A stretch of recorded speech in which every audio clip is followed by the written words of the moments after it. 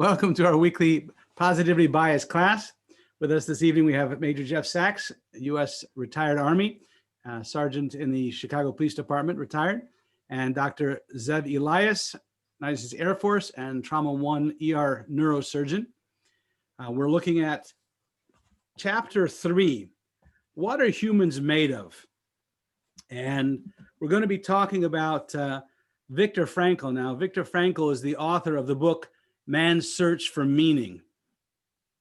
And we're going to tell a little bit about his story and in relationship to the Lubavitcher Rebbe, because these are one of the stories. So in 1960, Viktor Frankl was the world famous author and psychologist.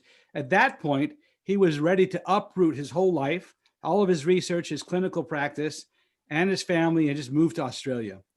Having survived the unimaginable horrors of the Holocaust, emerging from the ashes of Auschwitz with an unorthodox and a daring theory on human psychology, he could no longer endure the constant derision of his life's work by colleagues in the field who had been tremendously influenced up till now about, in psychology, the field of psychology, by Freud. Franklin's view of human nature differed in certain key areas from psychology's party line at that time, very much Freudian, and his work was consistent target of a particular public scholarly ridicule. He was getting a lot of ridicule for his ideologies and things, and this, really hurt to the core. He'd survived all the attacks from the Nazis, and now he's just getting attacked from within, and that just knocked to the core. It was at that moment when Margaret Kozin, a well-known opera singer and a descendant of the Vishnitz Hasidim, knocked on his door in Vienna. When Dr. Frankl came to the door, he found a sharply dressed woman who he'd never met before standing at his doorstep. And she announced that she was the bearer of a personal message addressed to him from the Hasidic Rebbe, the Lubavitcher Rebbe, Rabbi from Brooklyn, New York. And upon hearing this startling explanation for her visit, he recognized the Rebbe's name, and Dr. Frankl promptly invited her into the room to speak privately. The Rebbe asked me to tell you, she said, that you must not give up. You must be strong. Do not be disturbed by those who ridicule you. You will succeed. Your work will achieve a major breakthrough. And upon hearing this reassurance from afar, Dr. Frankl broke into tears. Dispirited, he had recently been filling out his immigration papers to Australia, and he'd given up, but the Rebbe's words of encouragement brought him back to fight for it. After regaining his composure, Dr. Frankl responded vigorously with renewed commitment to continue his life's work, and indeed he did. And following this meeting, he redoubled his efforts to delve into the human psyche.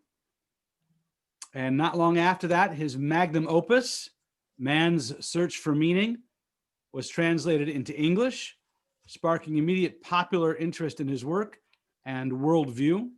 And that has continued to this very day. His work has now been translated into over 28 languages and sold tens of millions of copies. The quintessential difference between the Freudian work was all tied up into your mind and the motivations and everything else that's stuck in the physical world. What Frankl was looking at was something deeper, something that goes beyond all of that. And Frankl himself was convinced that if Sigmund Freud had actually lived long enough to survive the Holocaust, he too would have seen something deeper. And it's exactly what Frankl saw in the Holocaust, that in the worst of the worst situations, people could still choose to be kind. They could still choose to make a conscientious decision and transcend the stuff that's going on around them, to care selflessly. Beyond the basic natural drives and instincts of people, he would encounter the human capacity for self-transcendence. The last of human freedoms, to choose one's attitude in any given set of circumstance, to choose your own way. That was the defining distinction between the two philosophies, that there is something deeper, something infinite within our makeup that we can access and activate to transcend our own limitations. So I'm wondering, in your lines of work, if you saw any of that in action. You saw someone transcending expectations, you know, where someone does something just you wouldn't expect. I have a friend who's a prison chaplain, federal prison chaplain, and he's had some examples of people you would have expected to have given up and quit and throw in the towel, and yet they turn around and extend their hand out to some others. And he often quotes the biblical story of Joseph, when in prison, ended up again reaching out to those who are struggling and being able to be there for them. So any examples from your experiences? Doctor, you want to go first? No. Did I get the right of first refusal? Having worked with police officers who see a lot of, we get lied to a lot, and you see a lot of, when you do see things, it's usually not positive. It's people are in crisis, and yet I've run, not all police officers, but I've run into many that are very, you know, they do kind deeds, and it's a good thing. And it's the way I always was too. I not always, I mean, but most of the point at times I want to help people, and I've seen others do it when I was just surprised that they didn't throw in the towel. They just didn't say screw it, you know, walk away. They go the extra mile sometimes. And any particular story that comes to mind without mentioning any names? I tend to block out a lot of these bad incidents. I really have to be jogged. I've seen people run into fires. I've seen people pay for veterinarians for injured animals. Out of their own pocket. Out of their own pocket. Buy food for a family. I remember last winter we had a situation in Chicago where homeless person without shoes, and there was a cop who went and spent his own money, got some shoes for the guy and brought it out to him. I heard about that. I'm not sure it was Chicago, but it was incidents like that. Most of the time they don't make the press. Yeah. Press doesn't want to celebrate those things. Well, it's, you know, slow news day when that's the news. Usually it's our inhumanity that gets us on the news. Right. Zev, any stories, any thoughts? I guess the best thoughts I could share would have to do with quite a few patients that I'd seen over the years, especially towards the end of my career with brain tumors.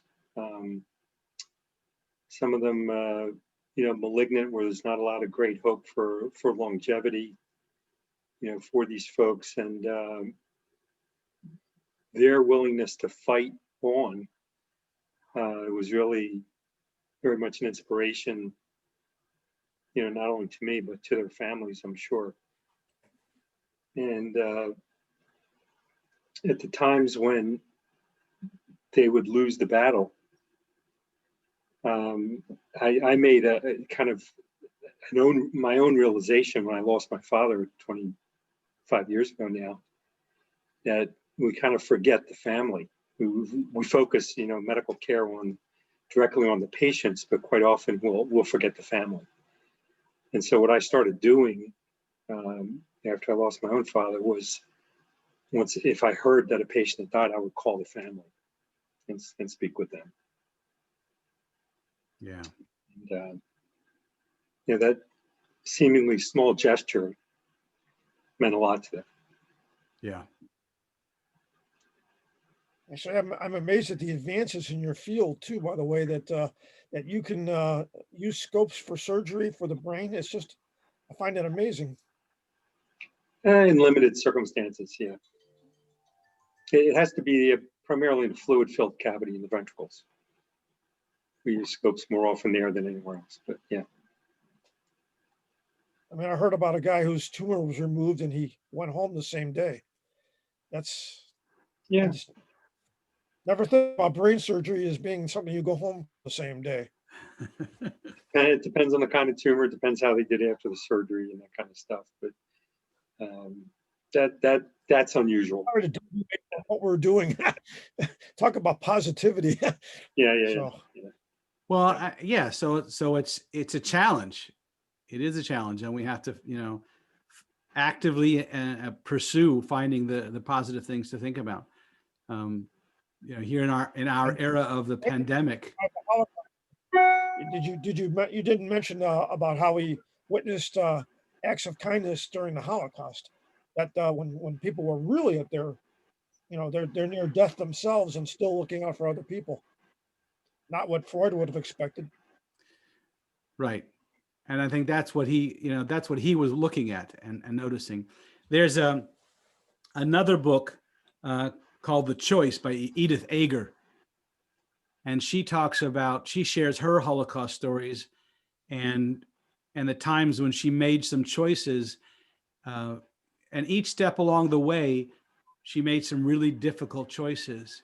And she talks that process through, and then coming to realization at the end is that's the one area we still have, is how are we going to perceive and choose to perceive things.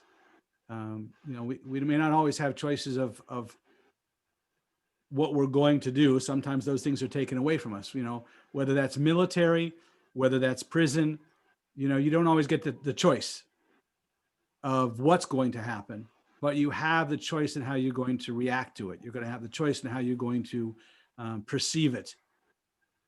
And so that can make all the difference in the world. And I think, there's an interesting piece here that I get back to the book, where someone who's having a conversation with the Rebbe about, the general nature of people is self-interest and, egocentric. And he talks about that, and he says, you can build a nice facade, but if you dig a little bit deeper, you just find the dirt, and it's ugly stuff. And the Rebbe talked about, he says, yes, when one walks on the street, things often look so elegant and appealing. Tall flower trees, fancy houses, paved roads, expensive cars. But if one takes a shovel and begins digging beneath the surface, he discovers dirt and mud, nothing like the beautiful but, quote, deceptive world above ground. And of course, the professor is nodding in agreement with this.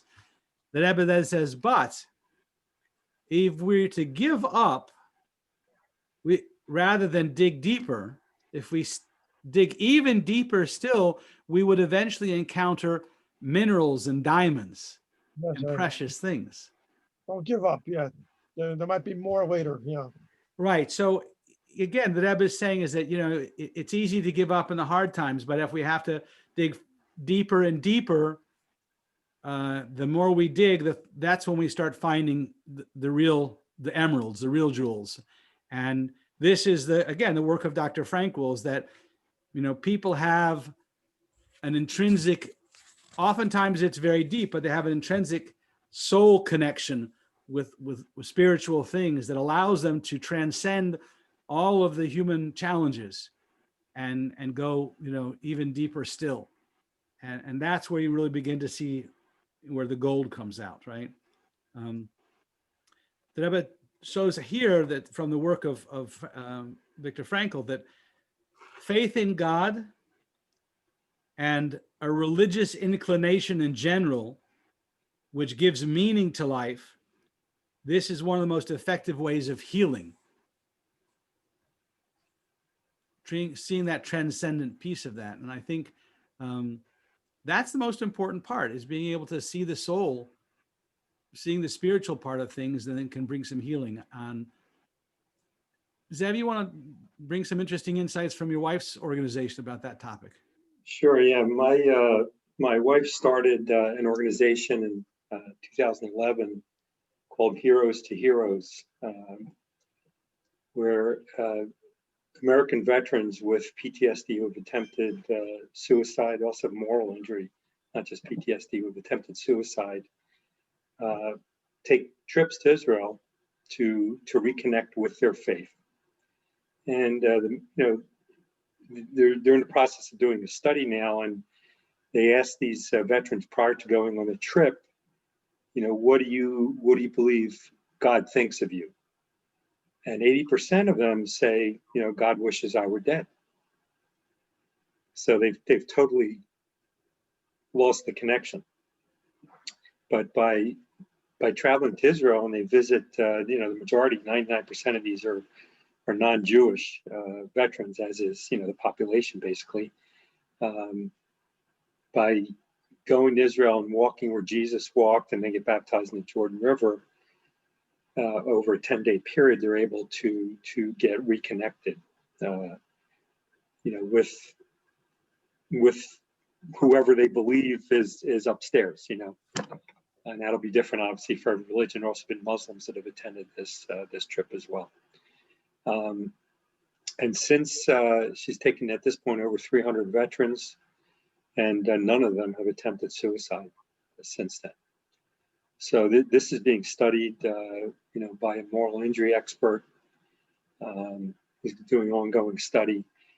They're looking at whether this can somehow be recreated in the United States. The VA actually has, courses where they counseling sessions with veterans, group therapy sessions, but those are basically 8 weeks of 1-hour sessions, and it's just not as intense as a 10-day, trip where they're going 10, 12 hours a day, and then they have small breakout groups at night to discuss. And some of these guys will open up about their, what brought them to this state of life. They've had to make very difficult decisions. They're all combat veterans. They've all had to make difficult decisions in combat. Do they shoot a 10-year-old who's got a gun aimed at one of their, squad members? And then they feel responsible. They have nightmares about it because they're asked to do things that the general public in the United States, here we're nice and comfy, would never be asked to do. They're asked to do things, and sometimes it's difficult to settle in their own mind that they have done the right thing. So getting reconnected with their spirituality helps them heal, as you mentioned, and gets them on their way. And I think they've got to have a moral injury. You've got to have some moral values to begin with. And so that's where Right. the injury has come, right? And so it's being reconnected with that. And I don't know how you might do that still here in the States. I guess being that Israel is a holy land in and of itself, and the air you breathe there is holy, it has a capacity to help people reconnect with their soul in such deeper way.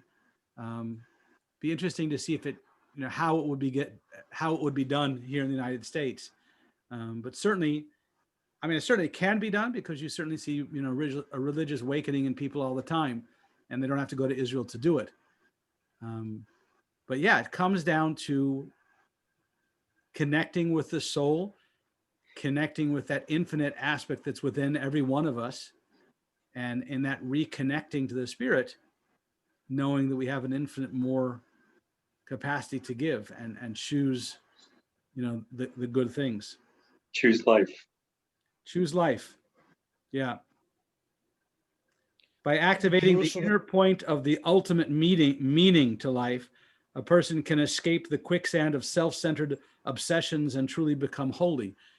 And I think in resiliency, one of the things we talk about is, if you're focused on your problems, then you got problems. If you will focus on someone else's problems, then you become the one who's helping someone else, and you become stronger and better and more powerful because you have an opportunity to help someone else.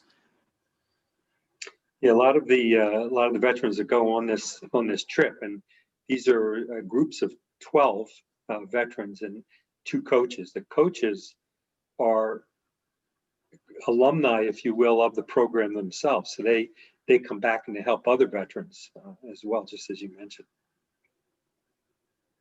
Amazing. Sometimes doing for others helps you not think about your problems. Yeah. Right. Works for me a lot of the time. Yeah. So it's the choice to focus on positive. It's the choice that we make to look at the good side of things. That's where the beauty of it is. And sometimes there's some challenges there too. We have to make some choices on that one. And I think I don't want to do a spoiler on the book, but if you haven't read Edith Eger's book on the choice, oh man, she's got some heavy choices. Huh? What book is that? It's called The Choice Choice. by Dr. Edith Eger, or Eger, Holocaust survivor and a colleague, became a colleague of Viktor Frankl's. She's still alive. You can see some video on YouTube channels for her. Look her up as well, Dr. Edith Eger. But in the book, she talks about some choices, including one of the hardest choices, which Zev, you were talking about, is coming to the choice of learning to forgive yourself. Yeah. A question for you, Rabbi. Yeah. What do you think led the Rebbe to send that woman to talk to Viktor Frankl? Because I mean, how would he have even known that Viktor Frankl was thinking to throw in the towel, so to speak? So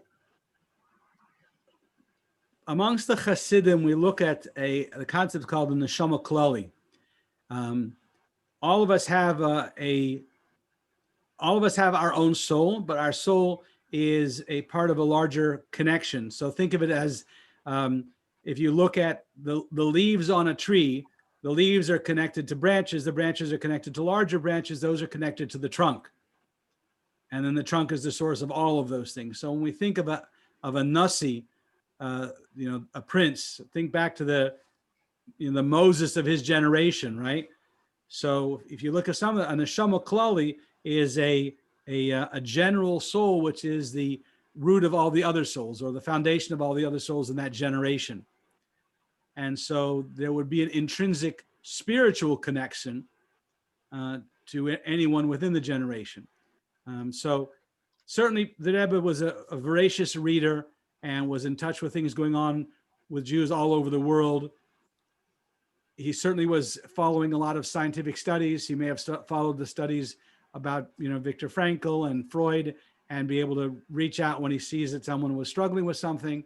So, whether it was a spiritual channel, whether it was a physical channel, but it was absolutely something we saw on a regular basis, that Rebbe would reach out to someone and encourage them in the good things that they're doing. And we'll see many more examples of that in the book, where the Rebbe reaches out to someone who's not expecting it and, gives an encouraging support at the most crucial of times. And then in retrospect, the person looks back and says, wow, that was the difference, right?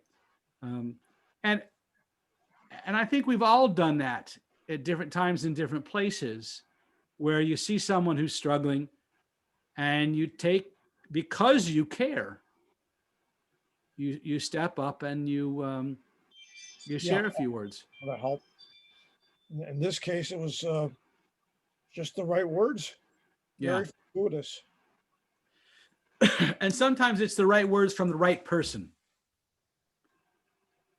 One of my sons tells a story of a chief master sergeant who, just as my son was reaching out his hand to congratulate the new commander, the chief master sergeant at the moment who knew my son, intercepted the handshake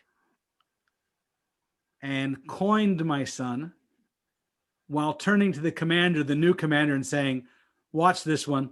He's going to do amazing stuff. What an introduction. But it's those type of mentoring that we do that touches a deep, soulful part to encourage us just when we need it most.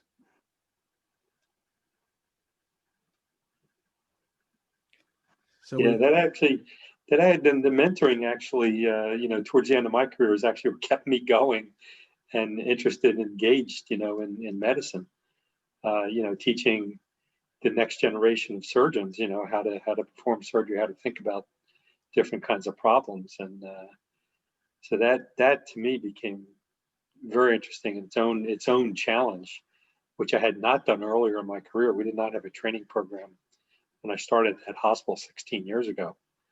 But after about 5 or 6 years, we established one and just, you know, really came to enjoy it. It's hard to, you know, when you're training someone to turn over the responsibility. It's hard for me to give someone else the scalpel and let them do it, because I knew I could probably do it faster and maybe even better. But you hope that you can get them along the way so that they're at least your equal. Well, let's hope these discussions that we're having about this book may influence somebody else like that too. absolutely, absolutely. And we talk about the mentoring part, and the Rebbe's example of mentoring towards the positive. Zev, you and I talked about your mentoring previously, in the idea of asking questions rather than giving answers. Yeah, I mean that's a Socratic kind of method, making someone think about things and how you arrive to a certain answer. And you know, not everything's black and white. Certainly not in medicine. Well, my grandmother used to always answer questions with a question. Well, no, I would be the one asking the questions, but it would be my way of teaching. Right.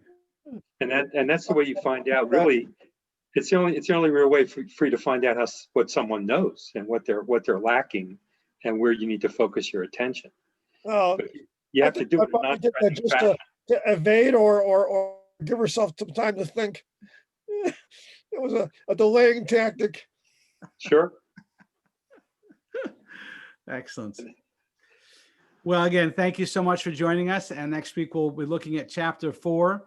And but I think this is a good delving into the concept of it's our choice how we choose to see the reality. Well, as we part on the end of the secular year, I wish you both a happy and a healthy